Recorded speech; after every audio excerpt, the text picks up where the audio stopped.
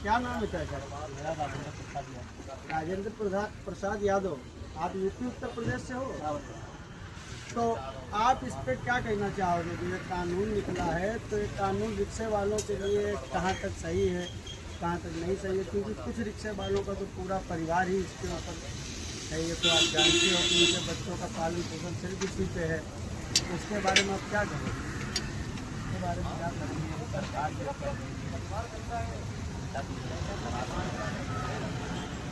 आता है उसके लिए तो ठीक है, जिसको नहीं आता है अभी 40-50 साल का उसके लिए तो तकलीफ है। यानी कि 40-50 साल की उम्र में जिम्मेदारी होती है एक इंसान के ऊपर। उस उम्र में इंसान किसी भाषा का ग्रहण करना और किसी भाषा को सीखना एक कठिन काम है। तो अनिवार्य है, ये जो लागू किए हैं ये तो अच्छी बात है। मराठी आना जरूरी है, क्योंकि आप यहाँ पे व्यवसाय कर रहे हो तो आपको कंपलसरी इतनी आनी चाहिए कि आप अगर किसी कस्टमर से बात कर रहे हो, अगर वो आपसे मराठी में कोई बात करता है तो आप उसका जवाब दे सकते हैं। जवाब भी दे सकते हैं, आता भी है। अच्छा, ये कहाँ तक सही है बताइए? जैसे ऑटो रिक्शा वालों के ऊपर आज ये महाराष्ट्र में पंत प्रांतीय बहुत है, हमारे दक्षिण भारतीय उत्तर भारतीय बहुत है। जैसे होटल लाइन हो गया, किराना की दुकान है, बड़ी बड़ी फैक्ट्रियां हैं, जैसे कि सिक्योरिटी लाइन है, बिल्डिंग लाइन है जहां पर वर्कर काम करते हैं, क्योंकि ये सब उत्तर भारतीय। तो क्या इन सब लोगों पे लागू होना चाहिए सवाल की कार्रवाई? सबको होना चाहिए, सबके लिए लागू होना चाहिए। और इसके बाद अगर वो गाड़ी पर डीजल रहता है, अगर वो बोलना चालू कर दे तो ड्राइवर को तो अनिवार्य वो आ जाएगा अपने आप ही आ जाएगा। कितने आदमी को तो मालूम ही नहीं, कितने आज पैसेंजर से अगर मराठी में बात करो तो उनको खुद नहीं मालूम है क्या बोल रहे हैं, क्या बोल रहे हैं। सबको आना चाहिए ना। पैसेंजर को तो खुद ही नहीं मालूम रहता है, पैसेंजर को खुद नहीं मालूम है।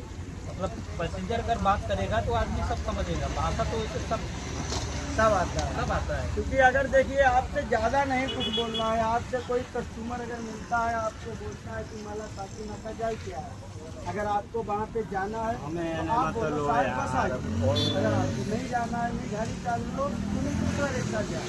तो आज छोटे छोटे शब्द हैं, अगर आप गाड़ी करोगे तो आगे रिक्शा वाले हैं शायद उनको आएगा।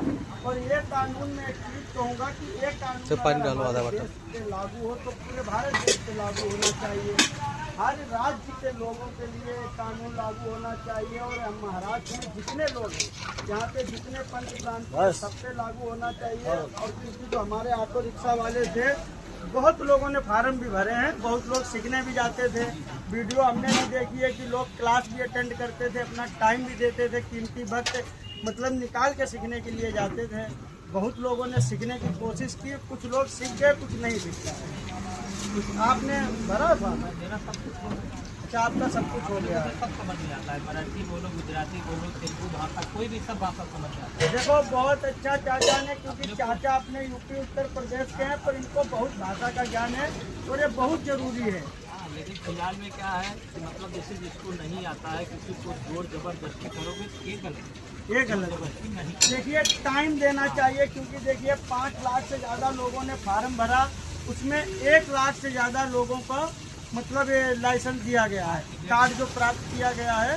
बाकी 3-4 लाख लोगों का जो कैंसिल किया गया है उनको टाइम देना चाहिए। अभी महाराष्ट्रीयन ऐसे उनको खुद मतलब नहीं आता है मराठी, पूरा मराठी नहीं, मराठी नहीं आता, ना तो पढ़े हैं ना लिखे हैं। तो मतलब उत्तर भारतीय, बिहार, झारखंड ये सब तो हाँ आम बात।